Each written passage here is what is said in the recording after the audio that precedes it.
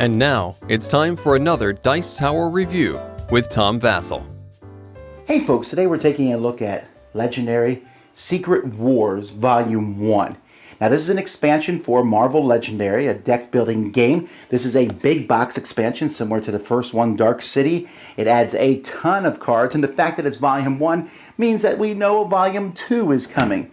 Secret Wars is one of the most famous Marvel storylines. Just to be clear though, this is talking about the current Secret Wars that's going on in 2015, in which I think every reality of the Marvel Universe is being smashed together, and everyone has different roles. Some people are heroes, some people are villains. A bunch of smart guys called the Illuminati are trying to save the world, I think. A bunch of smart guys called the Cabal are trying to destroy the world, the Secret Cabal. And anyhow, so it's all mixed together. Basically, it's just an excuse to add a lot more stuff to the game. Let's take a look.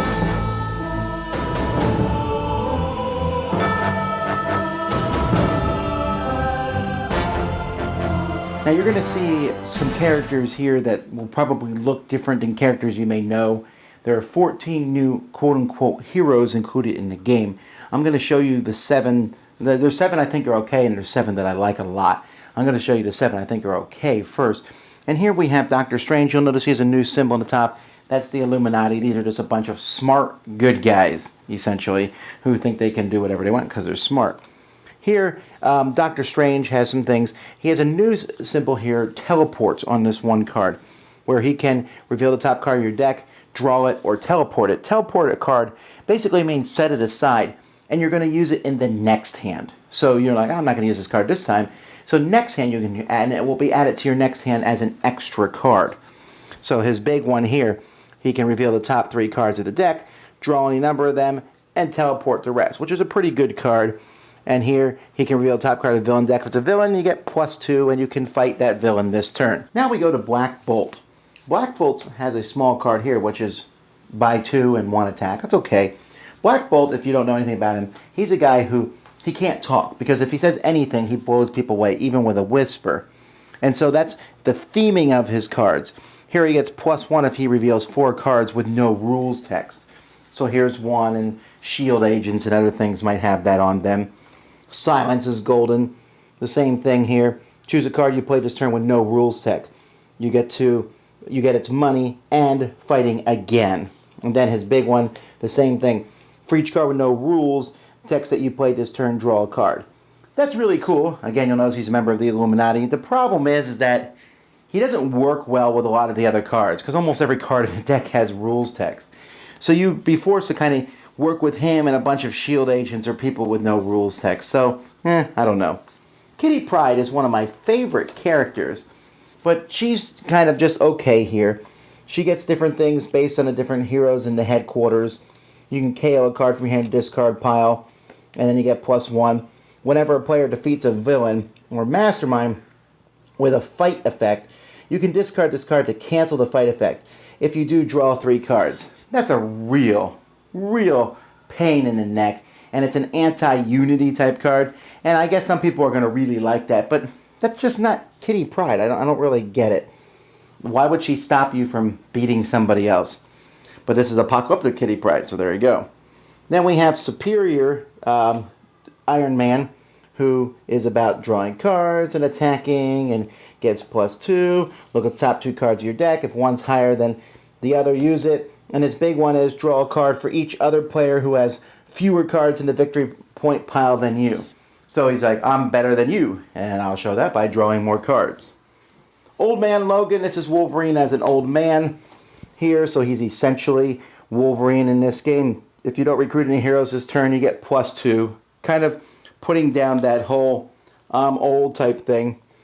Reveal your hand, you get +5 if there's no other heroes in the game. That's kind of cool.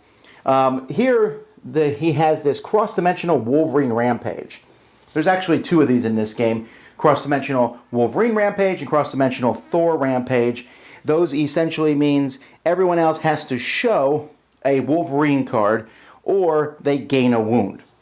Alright, I guess. And then you get +1 for each other player that gained a wound. So if you take him, you can tell the players, hey, let me be the only person to take him. You'll take some wounds, but I'm going to really do well with this card.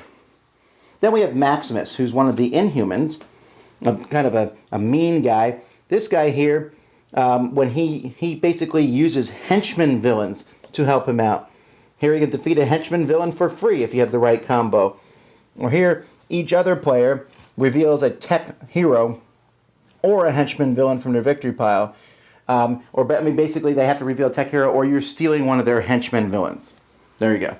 Namor, many people think of him as a villain. In this game, he is a hero. Now you'll notice his special ability here is gain a sidekick. Now this set here, comes with a deck of sidekick cards. Sidekick cards, basically you can return them to the sidekick stack and then you get to draw 2 cards. So they're really useful.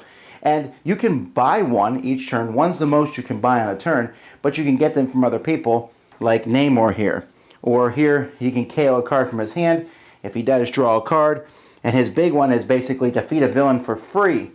Or defeat the mastermind once for free. I really like that card, and it's really cool. I'm just not sure the rest of his cards are as good as his big card. Now let's look at my favorite characters from this set here. Now Lady Thor is all about spending 6 money on a turn. That's what all her cards are. Here, if she spent at least $6, draw a card. If you spend at least $6, you get +2 attack. Here, if you made at least $6 in turn, you get +6 attack. So it's 4 money and 6 attack. And then this one here is basically just a 6 attack, which actually doesn't necessarily fit with the rest of the cards. But still, I mean, all her cards give money too. So I just like that. Also, she's a cool character. Captain Marvel, draw a card, 1 attack. A very simple card, but her card is also, so you notice that many of the cards in this set, Lady Thor is the same way, are dual color cards. This one is the strength and energy card. Here's one that's 2 money, and for each other hero you play, you get +1 money. For each other strength hero you play this turn, you get +1 attack. And then if you have a bunch of strength and symbols here, which if you have a bunch of her cards you will, her big attack is 11, and I really enjoy that. She's just a straight character, but kind of the simple cards sometimes in this game are very useful. Then we have Black Panther. Simple 1 money, draw a card. Here, +1 attack for each other multicolored card you played this turn, so he works good in decks with lots of multicolored cards, which he has himself. Here, if he defeats a villain on the rooftops or streets, he can KO one of his cards or a card from the discard pile. And then he can get 3 of those sidekicks. And if he plays another one of these cards, the Illuminati cards, he can put them right on top of his deck, which means next turn you're going to be drawing 6 cards additionally to whatever you have, which is really neat. You don't normally think of Thanos as a hero. You probably won't either. He's part of a group here called the Cabal. You've already seen a couple characters in that. They're a bunch of smart guys who are bad. He's the meanest hero I've seen. He killed a bystander from the bystander stack and then gets +1 money for every 3 bystanders in the KO pile. Here, this is another one of those teleport cards you can set aside, but he can KO a bystander from his own victory pile to get +2 attack to this. Here, if each other player reveals an energy hero or chooses a bystander from their victory pile, and then you rescue those, so stealing the bystanders from other people, and then KO 6 bystanders from the bystander stack, then defeat any villain or mastermind whose strength is less than the number of bystanders in the KO pile. Very weird, and honestly, kind of it's very unheroic, but he still works. Then we have Proxima Midnight. Now, this one has no text on it, so it would work good with Black Bolt, I suppose. But I like this character because they're like even with money and with fighting. You can see here's a 1/1 card. This one here, if the most recent hero you played this turn was a money icon, you get +2. If it's a fighting icon, you get +2 fighting. So this can be whatever you want it to be. You just play it after another card. And you know how he's like, oh, I got half money, half fighting this turn. I just want all of one or all of the other. This is a good card. This one here is 3 attack, but could be 3 money and 3 attack. This one's 4/4, but if you play the right combo, it becomes an 8/8. Then we have Spider-Man. This is Ultimate Spider-Man, and he's just like the original Spider-Man. Then all his cards are cheap. You know, they're simple cards. Here's one that gains a sidekick, and you can play them together. And then his big card here is +2 for each other card you played this turn that costs 1 or 2. I've always liked that. You know, the cheap Spider-Man is just your friendly, average neighborhood person. And then we have Magic. And Magic is all about that teleporting. This card is a teleport. This one here is a teleport. For each sidekick you play this turn, you get +1 attack, which could be useful, especially since she has another card that gives sidekicks. And then her big one here, and this is one of my favorite cards in the game at this point, is the teleport card, and you can pick a villain or mastermind in your victory pile, and you get plus attack equal to the printed victory points on that card. So you're kind of like using a villain that you have. Hey, speaking of villains, there are new villain sets here. We have some henchman villains. We have the Modocs and the Thor Core, which I think someone just said to, sounds cool, the Thor Core. Don't ask. This is a whole new thing about Secret Wars. The Thor Core, though, are useful because if you beat them, then you will gain them as a hero. They will help you fight in the future. You also have these very nasty Ghost Racers. Now, they have Ambush, Rise of the Living Dead on them. Now, this is kind of a, if you wanted zombies in your game, they are here now. Ambush, Rise of the Living Dead essentially means you're going to check the top card of the victory pile, and if it's a villain who's also Rise of the Living Dead, they come back in the city.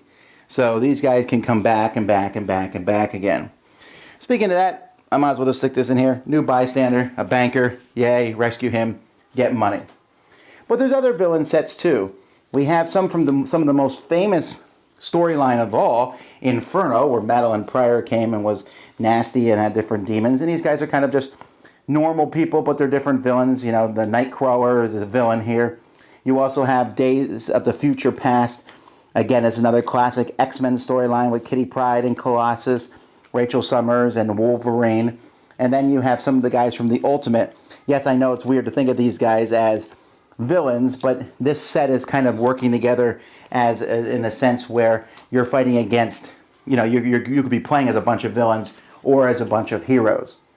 Then we have some stuff, this is my favorite storyline, and I wish these guys were heroes rather than villains, but we have Apocalyptic Blank, who's one of my favorite characters ever, and Rogue. And so these are some pretty terrible, powerful things to fight, or Weapon X. And then this one's really interesting. Apocalyptic Magneto. Basically here, if he escapes the city, he ascends to become a new mastermind. This is something new that this set has, where people can ascend and you can have multiple masterminds. So they can come up and you have to defeat them to win the game. And a Master Strike will help out Magneto. Then there's the Hulk Gang, or the Villains in a Wasteland. These guys have that. Here's that another cross-dimensional Hulk rampage. And here's a Wasteland Spider-Girl, who can reveal the top card of your deck. If it's 2 or less, you KO it. She kills small people. And then the Kingpin, who's another guy who can escape and become a new mastermind. But if you think that's bad, we have the Deadlands villains. And they're all zombies. We got Zombie Baron Zemo. And they all have that Ambush, Rise of the Living Dead. But these guys can become a new mastermind. Zombie Loki can become a new mastermind. Then we have Zombie Madam Hydra and Zombie MODOK and Zombie Venom. How could you make Venom worse? Make him into a zombie. But then we have more people who can become a masterminds thing, like Zombie Mr. Sinister or Zombie Thanos. These guys can rise to become new masterminds. And then Zombie Mysterio, where this card becomes a mastermind tactic for the bad guys. So these are new bad guys that can be added to the list. We also have new masterminds. We have one of the biggest masterminds, Nimrod the Super Sentinel here. You can't fight him unless you have money. So he's one that you have to take out that way. The leader of the zombie guys, Zombie Green Goblin. And for each dead hero, this guy who's 7 or higher, he delights in killing the big bad cards. The ones that are your favorite, the ones you like to use. Zombie Green Goblin will take them out. Wasteland Hulk here, he gets +3 for each of his mastermind tactics in victory point piles. So the more you beat on him, the stronger he is. First time you fight him, he's a 7, then a 10, then a 13, then a 16. Have fun. And then Madeline Pryor herself, where her bystanders that she captures are demon goblins. They're like 2s that you have to fight. So she just has this annoyance of things you have to just keep going on and on and on fighting, which is very true to the comic storyline. And then there's a whole bunch more of lots of different types of schemes. I believe in this set there are 8 new schemes. And some of them I like. This one's fun because there's 3 other masterminds that might show up. Or Dark Alliance, which essentially pits you up against 2 masterminds rather than 1. And here a villain group. This one adds more master strikes to the opponent. So there's a lot of different things. They have ones that deal with sidekicks and different things like that. So there's more schemes. Finally, the last thing this expansion adds, and you'll notice it adds a lot, is it adds this whole deck of cards here called ambition cards. Now these cards here are if one person wants to be the mastermind. So in this sense, someone's the mastermind before the game, and they get a deck like everyone else. And they're going to play kind of like everybody else, but some of these cards are going to be out here on the board, and they have a chance to, they can fight the bad guy if they want to, just to stop other people. They can buy cards to stop other people from getting it. And then there are ambition cards here that they can use to mess with the other players. Now this will make the game much harder, and it also, because it's giving a face to the bad guys. Okay, so this has a lot of stuff, and I like it. Again, as I said with the last set, now this one's not as bad as the last one, but there are some cards in this where people can be like, what is this stuff? Now, if you're a longtime Marvel fan, you'll be glad to see the Goblin Queen back, and you'll be glad to see Days of Future Past and stuff, even if they're kind of alluded to more so than full-fledged. This is mostly Secret Wars, but it's not all Secret Wars, although the Secret Wars going on currently has a lot of these old storylines coming back. It's really, really, really confusing, and I'm someone who follows Marvel, and I still think it's confusing. But for the most part, there's a lot of cool characters. I showed you 14, I said 7 were okay, and 7 I really liked. But even the ones I thought were okay were pretty decent characters. And this is a lot of stuff. 14 new characters, new schemes, new villains. I really like the new villains. It's fun to go up against Nimrod. It's fun to go up against even the zombies. I'm not a big fan of zombies, but even the zombies. And they're hard as all get out. That's good. This game increases the difficulty of the game. If there's one thing I don't like, it's the one player is the mastermind. I've never understood why these co-op games always feel the need to, oh, well, we want someone to be the bad guy. There's plenty of games out there where someone is the bad guy. This one makes it too difficult, and I'm just not feeling it.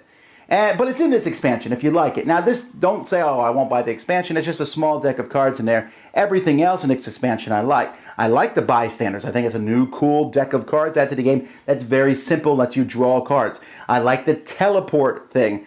The multi-dimensional Hulk and Thor things, Wolverine things, whatever. Those are kind of okay. That's like a really long keyword that's not that big of a deal. It's more thematic than anything else. But I do appreciate that they're trying to put theme into this game. But anyway, like the bystanders, like the bankers, like the new villain sets. I like the new villain sets a lot. I mean, there was like no villains I disliked in this one. They're really good all across the board and lots of cool ones. So you're always going to see new stuff pop up and lots of great heroes. Really, you're going to get your money's worth here for sure. And it's only Volume 1. Dice Tower Judgment. Goodbye, collection. Thanks so much for watching the Dice Tower videos. Find more great videos and reviews as well as our top-rated audio podcast at Dicetower.com. You can also find other great shows at DicetowerNetwork.com. I'm Eric Summerer, and you've been watching The Dice Tower. The Dice Tower is sponsored by Cool Stuff Inc., where you can find great games for great prices. Cool stuff in stock. Check them out at CoolStuffInc.com. Shut the door!